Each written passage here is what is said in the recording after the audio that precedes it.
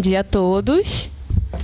Bom dia a todos. Meu nome é Sara, eu sou aluna da casa, estou no 5º período.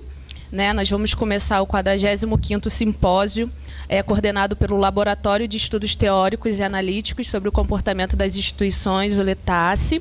E antes de nós começarmos, eu queria fazer um convite a todos vocês para conhecer o laboratório, conhecer nossos subgrupos de pesquisas que vão desde economia, estado administrativo, até direito internacional.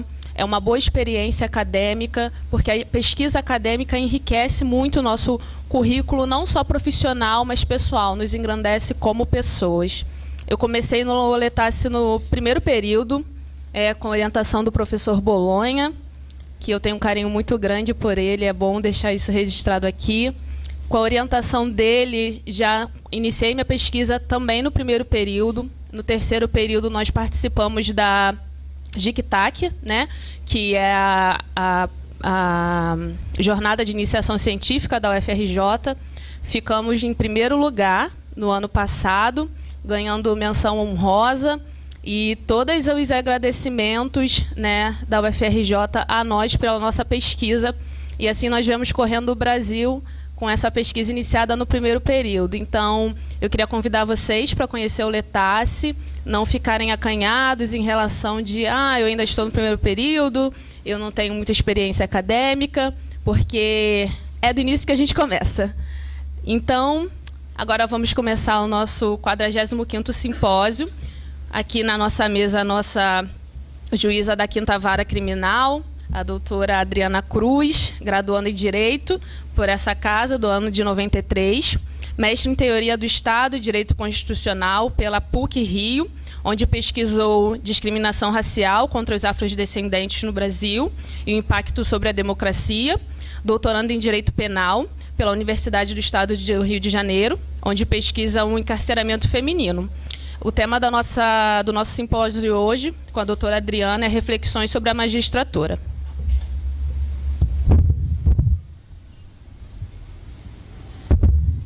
Bom dia a todos.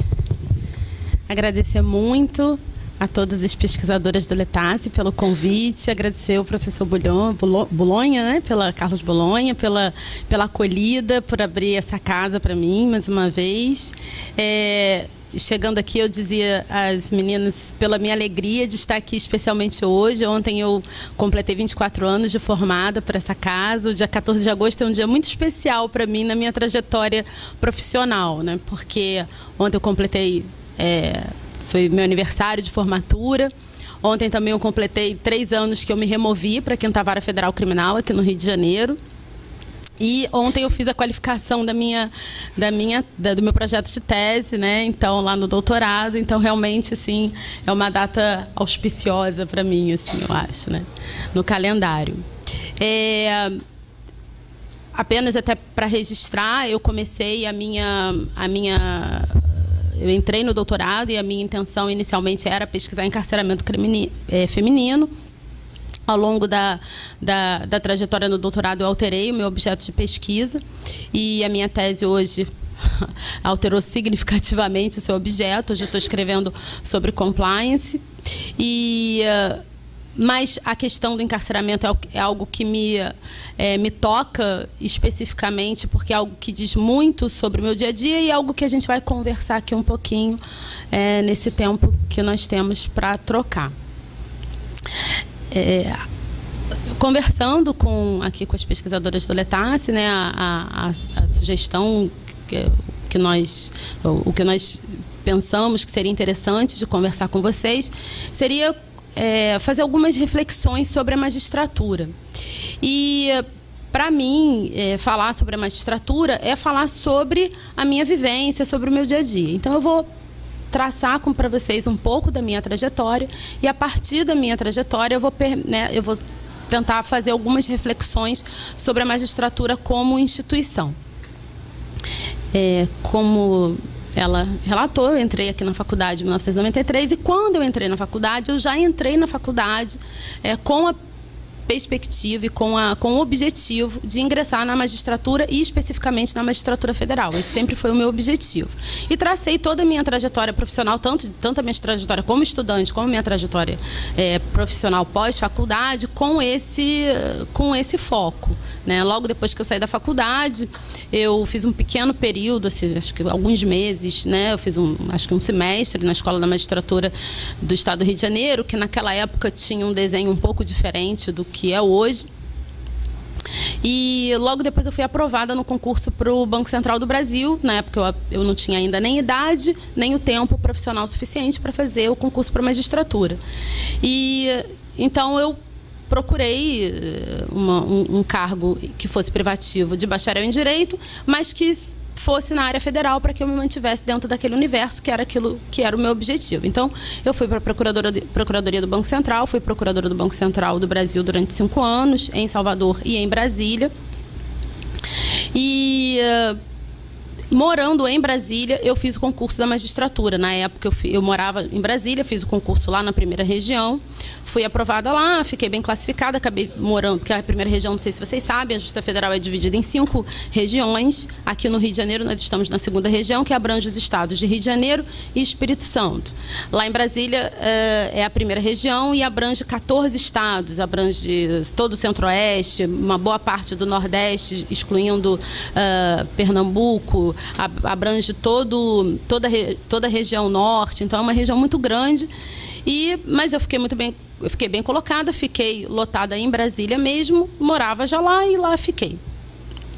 Depois de um determinado tempo, por questões pessoais, eu resolvi pedir remoção e voltar para o Rio de Janeiro, porque na Justiça Federal existe essa possibilidade, essa mobilidade, né, entre regiões. Os juízes podem se remover, enquanto são juízes substitutos, eles podem se remover entre regiões. E mais ou menos em 2001, 2002, eu voltei para o Rio de Janeiro. E aqui estou desde então, já fiquei como juíza substituta durante muitos anos, porque, enfim, a carreira da Justiça Federal tem algumas especificidades. Titularizei no interior do Espírito Santo e depois vim voltando, né, porque a gente vem pingando, até que há 3 anos eu consegui me titularizar numa competência que era aquela que eu queria, que era uma vara criminal. Hoje eu sou titular da 5ª Vara Federal Criminal aqui da capital, que é especializada em lavagem de dinheiro e crimes contra o sistema financeiro. Aqui no Rio nós temos 10 varas especializadas, 10 varas federais criminais.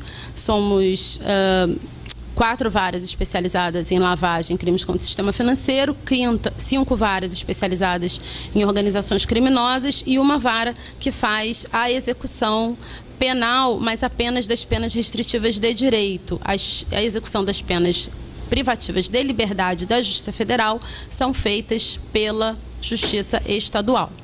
Então, transitado em julgado, uma sentença condenatória da Justiça Federal em que haja uma condenação com pena privativa de liberdade, nós produzimos uma carta de execução de sentença e remetemos para a Justiça Estadual, que faz o acompanhamento dessa prisão.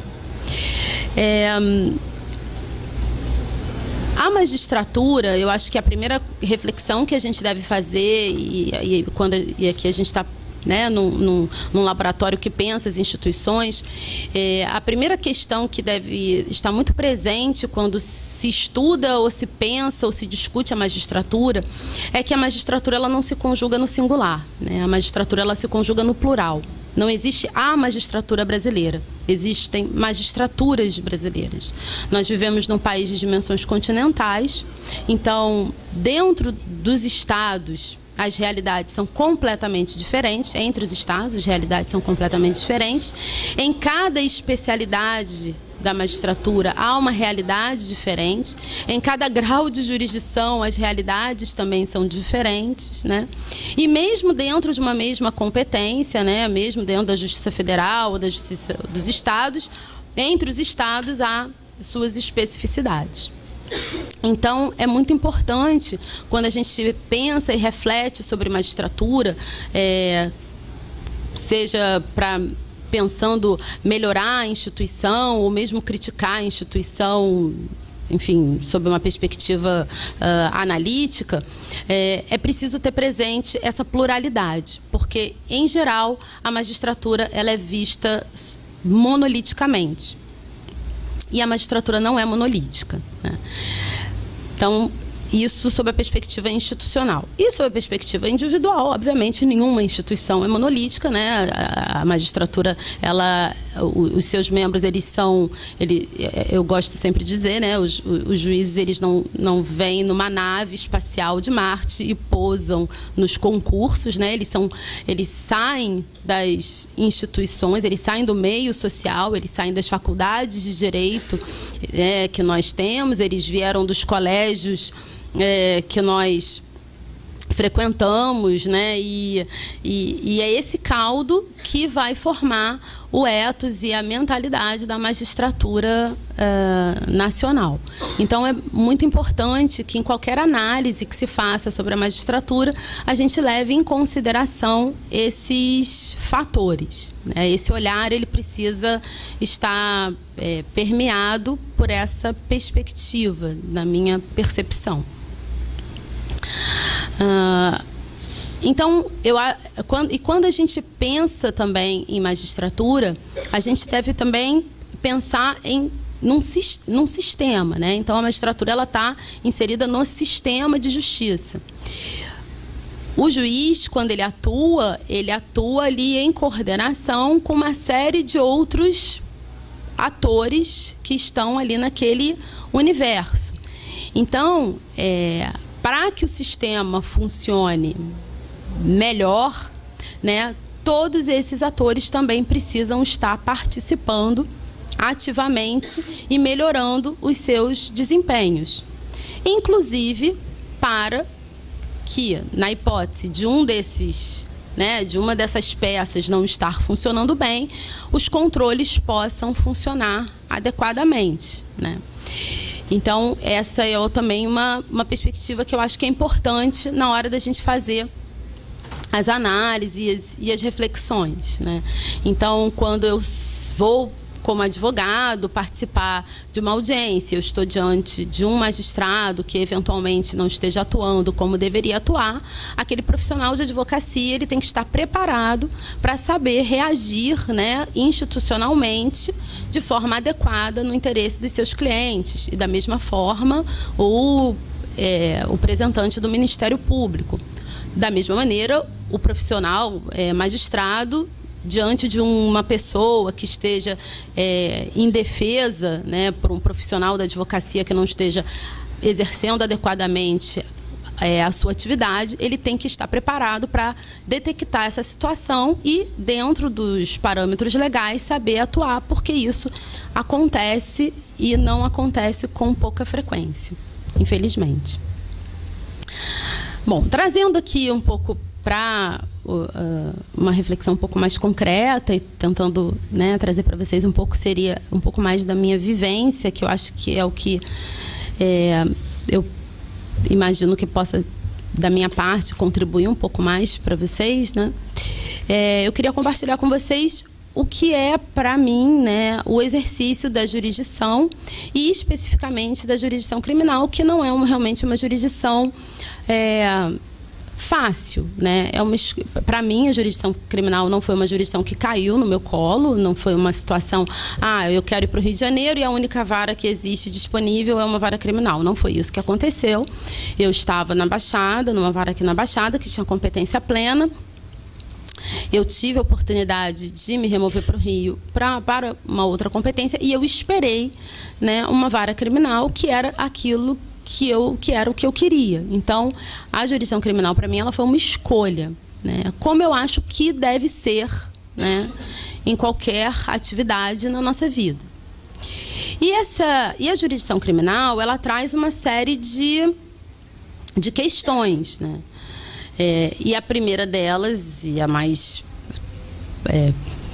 pungente, efetivamente, como, né, eu coloquei para vocês logo no começo da minha fala, a questão do encarceramento. A gente vive uma realidade em que nós temos um sistema prisional extremamente precário, sob a perspectiva material. eu não vou entrar aqui especificamente sobre as questões do encarceramento no Brasil, porque isso aqui a gente, né, poderíamos ficar aqui um dia inteiro, né? Seria necessário um seminário de dias e dias para falar sobre a questão do encarceramento no Brasil. Então, não vou ser leviana de querer resumir em poucos minutos a questão do encarceramento no Brasil. Mas o fato é que, sob perspectiva material, isso, independentemente da corrente que alguém queira se filiar, esse é um dado da realidade, né? Os nossos presídios, eles não são estabelecimentos que me pareçam adequados, né, para comportar a quantidade de pessoas que lá estão. E diante dessa realidade, o magistrado com jurisdição criminal, ele se vê diante, muitas vezes, de um dilema e de um impasse, porque nós temos, obviamente, um dever constitucional, né, de cumprir e fazer cumprir as leis. Nós temos, né, enfim, um mundos público né, de dar enforcement na lei. A lei, ela é descumprida, e isso a gente não pode, né, pelas pessoas, né? Elas devem ser responsabilizadas pelos seus atos, quando elas são capazes de responder pelos seus atos. E muitas vezes nós nos vemos realmente diante desse dilema. Então, eu acho que o grande desafio do magistrado, o grande desafio que, para mim, que eu enfrento, né, no dia a dia, realmente é a aplicação em concreto daquele princípio em abstrato, né, que a gente estuda na faculdade, né, de que a prisão é a última ratio, né, de que a prisão é a última medida, é a última fronteira, é aquela medida que você só vai aplicar quando nenhuma outra é possível. Que quando a gente fala assim, parece algo, né, óbvio, mas que muitas vezes, para você aferir isso em concreto, não é algo tão simples, né? Então, essa análise caso a caso de qual medida substitutiva é adequada, é suficiente, né? E quando eu efetivamente preciso lançar mão dessa medida extrema, eu acho que esse é o desafio diário, né? Esse é o dilema diário que aqueles que se lançam a essa reflexão mais profunda enfrentam, né? Aqui no Rio, nós temos a realidade da Justiça Federal, é uma realidade, né, diferente da Justiça dos Estados. Eu estou falando aqui da realidade da Justiça Federal, quero pontuar isso, né? E eu não falo de coisas que eu não conheço. Então, assim, eu nunca trabalhei, nunca fui juiz estadual, nunca advoguei na Justiça Estadual, então eu não conheço o dia a dia e a realidade da Justiça Estadual. O que eu conheço é aquilo que quase que o que eu acompanho do dia a dia, assim como as pessoas acompanham dos jornais, enfim. Então, em termos de realidade profissional, o que eu conheço é a realidade da Justiça Federal. A nossa realidade é uma realidade relativamente mais confortável, porque o nosso contingente de processos é um contingente menor, então nós podemos trabalhar com mais cuidado, com muito mais qualidade, né?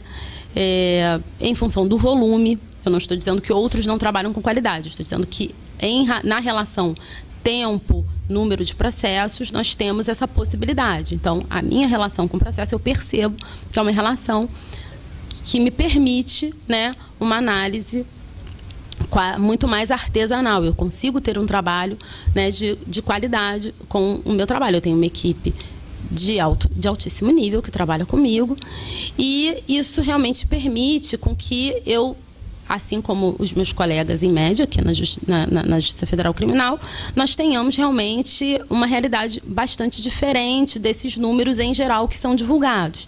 Então, hoje, lá na Quinta Vara, nós temos uma tramitação de processos de réu presos que observa rigorosamente aquele prazo aquela contagem de prazos do Código de Processo Penal, que é uma contagem feita manualmente, não, né, não que o Código de Processo ele tenha, né, estabeleça um número fechado de dias para encerramento da instrução com o réu preso, mas quando a gente vai contar todos os prazos, a gente consegue, né, fechar um número aproximado. Então, hoje, entre a chegada da comunicação de prisão e a audiência de instrução com sentença, a gente tem nos processos de réu, com apenas 1 ou 2 réus, a gente consegue tramitar isso no máximo em 90 dias, né? Não passa disso.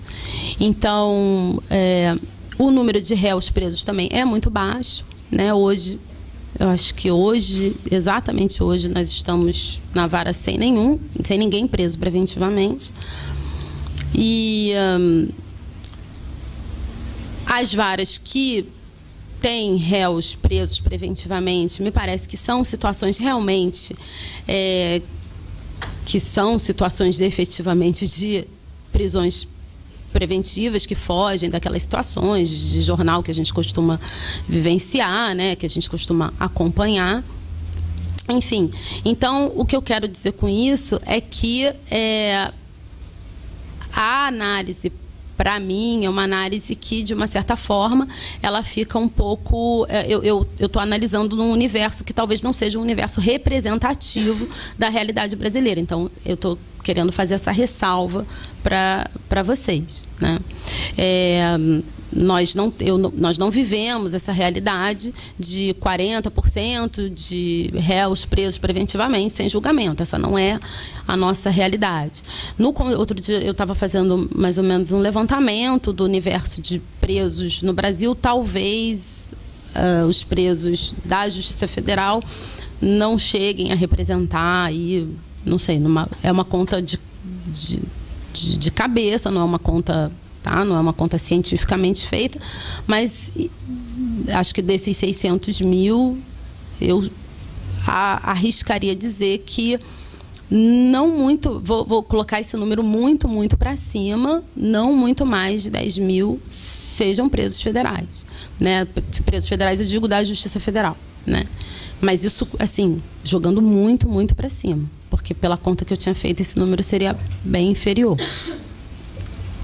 Então, me parece que a gente tem conseguido realmente trabalhar com essa ideia da prisão como última fronteira.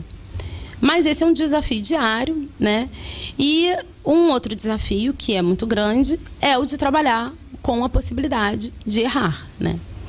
E essa é uma reflexão também que aqueles que algum dia pensam, né, em trabalhar na magistratura, não só na magistratura, mas, óbvio, aquele que detém o processo decisório tem esse peso maior, né?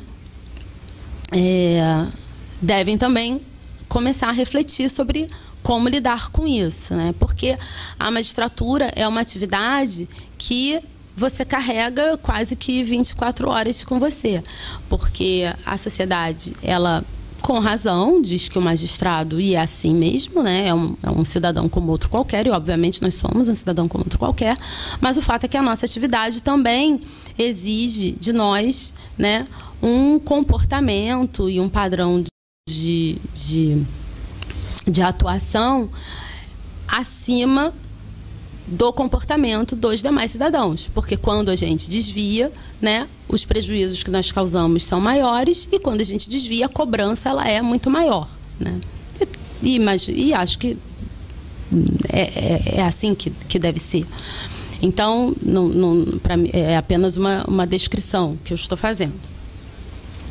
E então, diante dessa constatação, assim, isso traz, né, para o magistrado, com o senso de responsabilidade que a magistratura deve carregar consigo, uma carga bastante grande, e que você tem que aprender a lidar na sua vida, você tem que aprender a administrar isso no seu dia a dia, para que aquilo também não se torne uma bola de ferro, né, para a sua vivência. E eu aprendi a lidar com isso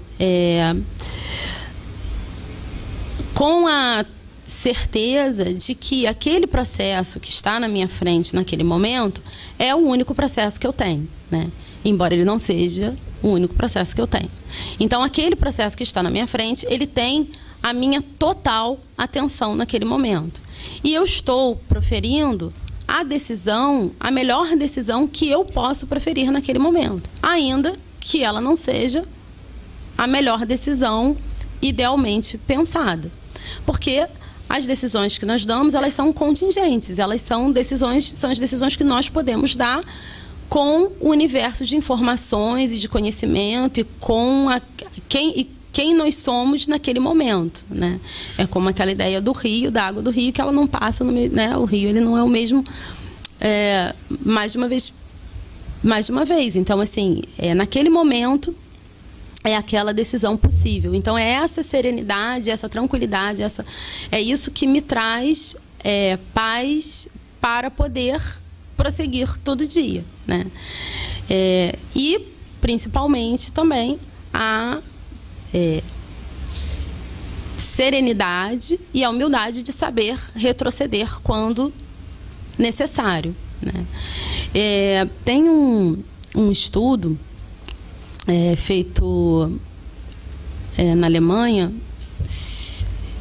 não quero ser imprecisa, mas salvo engano pelo professor Schunemann, em que ele faz uma análise sobre a habilidade que as pessoas, de forma bastante crua, né, a possibilidade que o magistrado tem de repensar as suas posições, e que todos nós, né, e o magistrado na sua atividade decisória, ele vai ter aquela tendência de ratificar as suas posições. Então, se eu dou uma decisão, né, assim, digamos, dentro do nosso procedimento, eu dou uma decisão num procedimento, num processo cautelar. A tendência vai ser de eu tentar buscar fundamentos para ratificar aquela primeira impressão que eu tive. Então, aquela primeira leitura que eu tive, eu vou tentar buscar fundamentos para ir ratificando aquilo ao longo do processo. Então, eu vou ficar buscando fundamentos para ratificar aquilo ao longo do processo. Então, eu acho que essa consciência de que nós estamos vulneráveis a esses mecanismos mentais, porque todos nós estamos, a gente faz isso na vida, né? E não seria diferente num processo decisório judicial. Eu acho que a consciência de que nós estamos vulneráveis a esse tipo de mecanismo mental, eu acho que também deve estar presente no exercício da judicatura. Porque não que, obviamente, você vai estar livre dele, mas a partir do momento que você está consciente de que esse processo existe, você vai estar atento a ele, né? E você vai estar passível de tentar corrigi-lo quando você for percebendo que esse gatilho foi acionado, né? Não, peraí, né? Isso é isso mesmo? Sou eu que estou tentando, né, dar validade a algo que eu já decidi? Eu estou tentando re-ratificar, estou querendo ratificar e justificar uma decisão que eu dei lá atrás, né? Então, assim, eu acho que é importante a gente estar fazendo esse exercício constante. Eu acho que, para mim, assim, a magistratura, para mim, eu tenho, nos últimos anos, né, dos últimos anos para cá, assim, acho que nos últimos 4, 5 anos, todos nós temos vivido momentos bastante turbulentos, né, no país, e seria impossível que isso não tivesse se refletido na atividade jurisdicional e na vida dos juízes como um todo. Então, eu sempre tive muita paixão pelo exercício da magistratura e continuo tendo. Mas, pela primeira vez, nos últimos anos, eu balancei e tive vontade, assim, que vontade de vender miçanga numa praia deserta, né? Mas a esse desejo de vender miçanga na praia deserta, a cada vez que esse desânimo bate, né, eu procuro repensar, eu procuro refletir, até porque eu sei, quer dizer, não que eu admiro demais quem tenha a força mental para, né, repensar a vida completamente, mas eu acho que, pelo menos por enquanto, esse não vai ser o meu caso. eu procuro forças, assim, energia mesmo, né, para todos os dias fazer novamente a opção pela magistratura. Eu acho que essa é uma opção que tem que ser renovada, são quase como votos de casamento, acho que a gente tem que refazer todo dia, né? Então, acho que eu faço esse voto, né, eu renovo esses votos com a magistratura diariamente. E são votos de felicidade, assim. Eu acho que eu sou feliz na magistratura, com todas as dificuldades, com todos os desencantos, com todo o desânimo, porque muitas vezes a gente desanima, às vezes você trabalha, e você vê aquele seu trabalho, enfim, indo para o lixo, né? Você tem um trabalho enorme, aí você chega naquele processo, aí você vê que, né, a legislação ela é aplicada com mais facilidade para uns do que para outros, e aí depois de anos de trabalho você vê que o processo vai para o arquivo L, vai para a pasta própria, que é o lixo, né? Então aquilo realmente dá muito desencanto, dá muito desânimo, mas, por outro lado, a gente percebe que é possível, sim, também fazer a diferença em algumas situações, e se a gente foca apenas no macro, a gente perde energia para fazer a diferença no micro, e para aquele indivíduo em que você está fazendo ali a diferença, aquilo é o mundo para ele, né? Então, uma vez eu fazendo uma audiência, um réu, não era o meu processo, era uma situação excepcional, porque em geral não se expede precatória para interrogatório. Eu estava, enfim, cumprindo uma precatória para o interrogatório. O processo não era meu, não era eu que ia sentenciar, e eu estava fazendo o interrogatório do acusado. E depois, assim que terminou o interrogatório, ele disse para mim, ele falou: olha, desde que eu estou vivendo nesse inferno, a senhora é a primeira pessoa que realmente se interessou de ouvir a minha versão. E o interrogatório é o último ato do processo. E eu fico pensando o que deve ser você passar por um processo judicial, você está sendo processado criminalmente, independentemente de você ser inocente ou de você ser culpado. E você não sim perceber que ninguém está interessado em ouvir a sua versão, porque nem o seu advogado, nem o delegado, nem o acusador, enfim, você está percebendo que ninguém ao longo daquele caminho se interessou efetivamente em ouvir a sua versão, né? Então, quando a gente está discutindo em casa, que a gente diz assim, deixa eu falar, né? Você está discutindo, você fala, deixa eu falar, né? Então, assim, numa discussão caseira, a gente se angustia por não conseguir se fazer ouvir, né? Imaginem isso, né, num processo judicial. Então, eu acho que esse deve ser, a gente não deve esquecer, eu acho que essa é a grande reflexão sobre o papel do magistrado, né? Nós temos, obviamente, o papel de fazer cumprir as leis. O nosso papel não é um papel agradável. A nossa atividade, o nosso trabalho é desagradar pelo menos 50% da nossa clientela, quando não 100%, quando a gente julga procedente em parte. Então sai todo mundo com raiva da gente. Então o nosso trabalho não é agradar, né? O nosso trabalho, assim, é da nossa atividade desagradar, e por isso a gente tem nós temos as garantias que nós temos, porque essa é a nossa atividade. Então, mas a gente não pode perder de perspectiva o nosso papel de guardião das garantias, de guardião do procedimento, de tutelar. A tutela da liberdade do indivíduo para mim, na minha humilde opinião, a maior a mais relevante das atividades, né? Porque tudo mais pode, em tese, poderia ser privatizado, mas não a tutela do indivíduo contra o poder do Estado. Então, isso é algo que deve ser cuidado, preservado, é uma conquista da sociedade, né? Porque a sociedade ela não precisa do judiciário para punir. Os linchamentos públicos, os justiçamentos estão aí para isso, né? Para nos mostrar isso. A sociedade ela não precisa do judiciário para punir. ela precisa do judiciário para punir com limites e dentro dos pactos que nós escolhemos viver, dentro dos padrões civilizatórios que nós duramente conquistamos, né? Ao custo da morte de muita gente, ao custo do sacrifício e do sofrimento de muita gente. Nada disso nos foi dado. Essa conquista, ela foi feita com muito, muito sofrimento.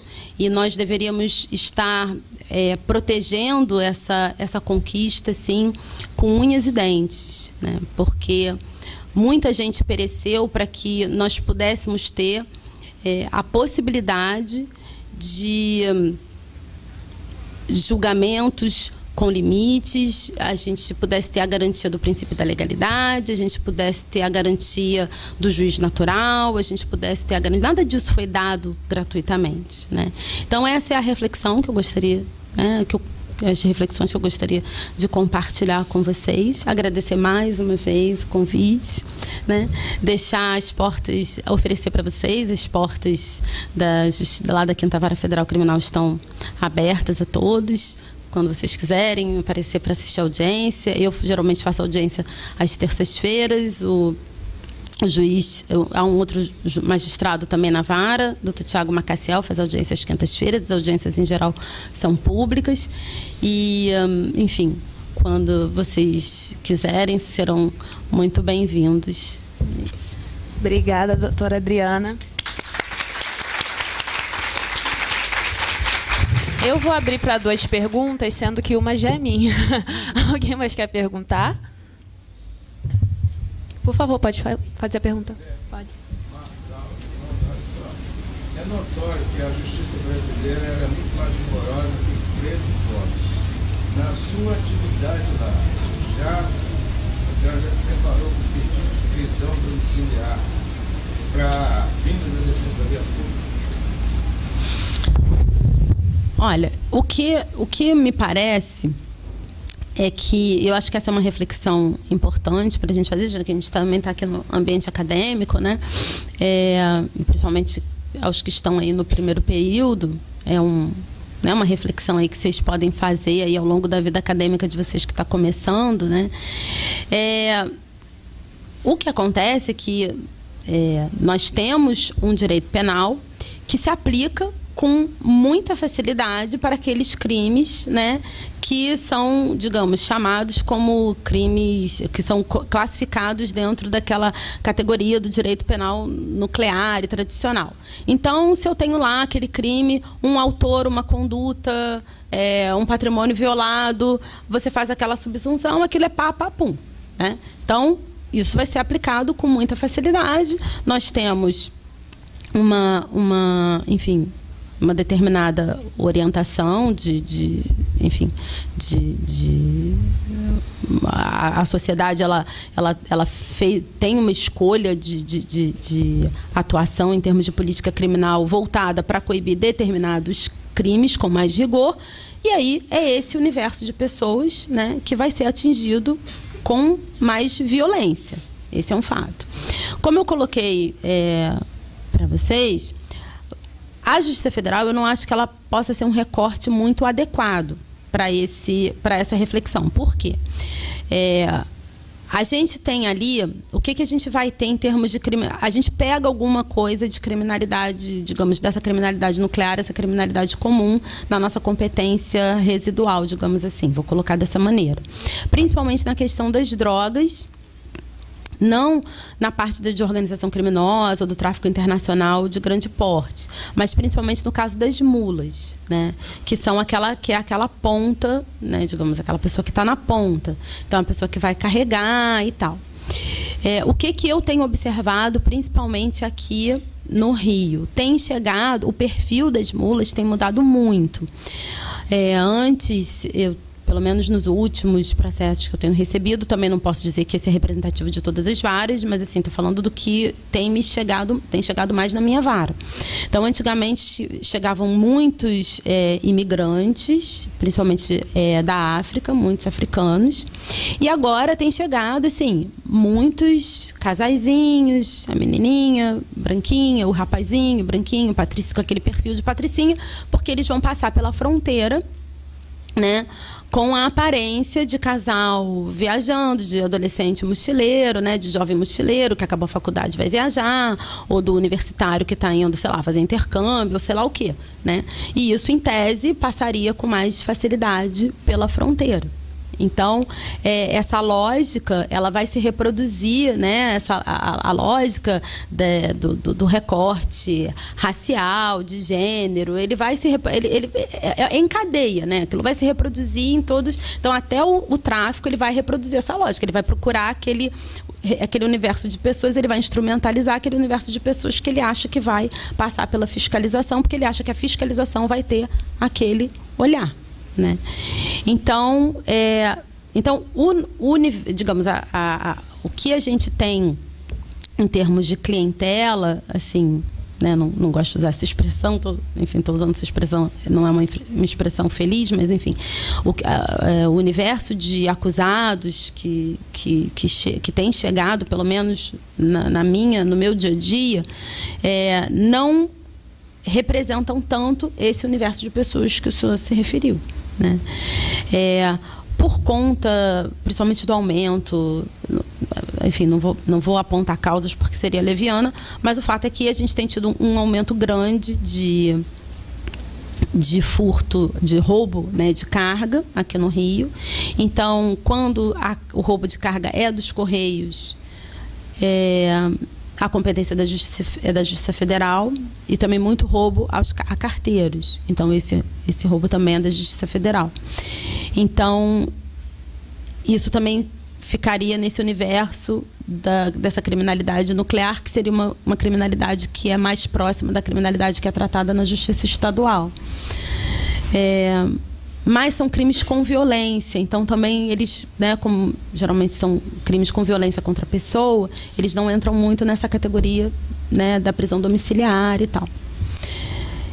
Eu, particularmente, que eu me lembre, eu não recebi nenhum pedido de prisão domiciliar da Defensoria.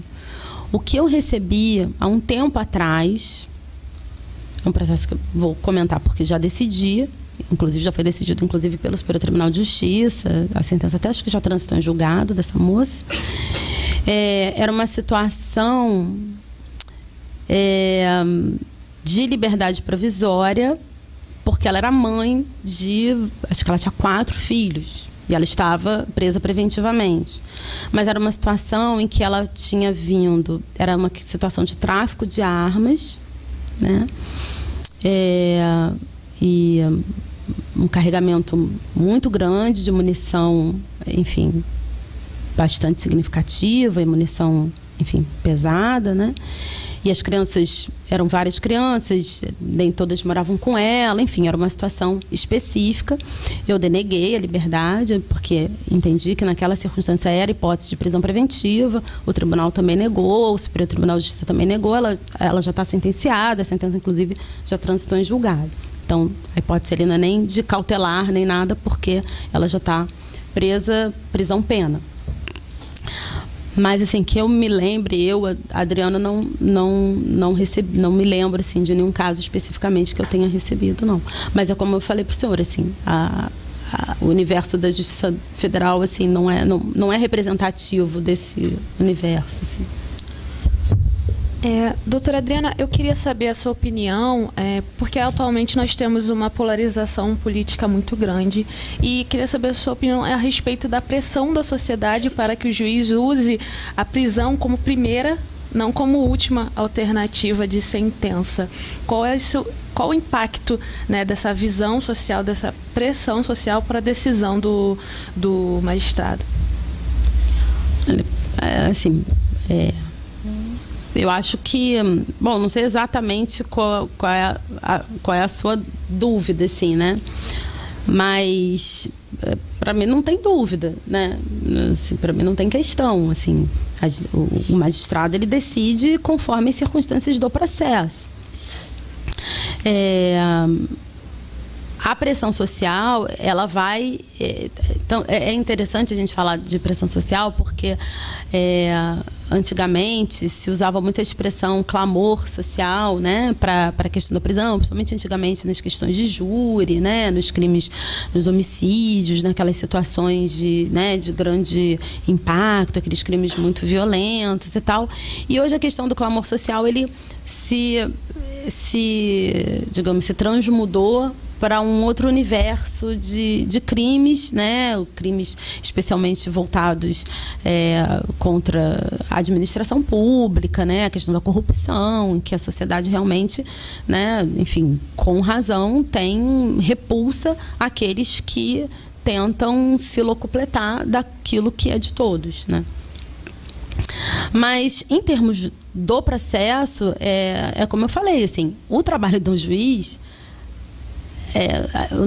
a gente não é um concurso de Miss, né? A gente não é um concurso de Miss Simpatia, a gente não fez um concurso para agradar. Nós temos um trabalho a fazer, né?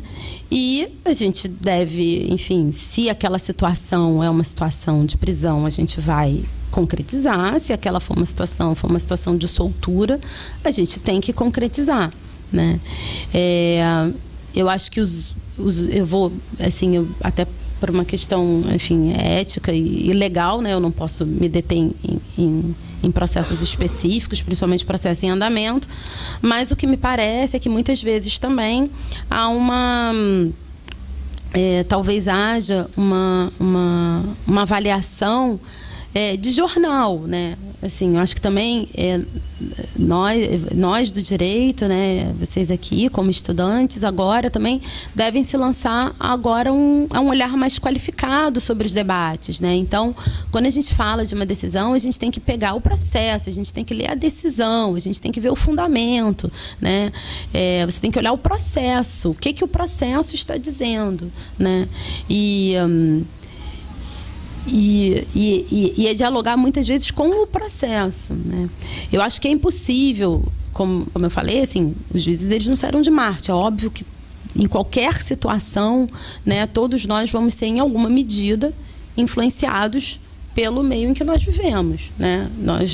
Isso nos constitui, né? Ser quem nós somos nos constitui como pessoas e não tem como a gente simplesmente vestir um personagem e ir trabalhar. Ninguém faz isso em nenhuma atividade e na atividade judicial isso não vai ser diferente. Mas nós temos parâmetros com os quais trabalhar e a partir desses parâmetros, e exatamente porque existem esses parâmetros, existe a possibilidade de controle, né? Existe a possibilidade de controle pelas instâncias, existe a possibilidade de controle pela sociedade, né? É a fundamentação do juiz que vai trazer a possibilidade de controle pela sociedade, né?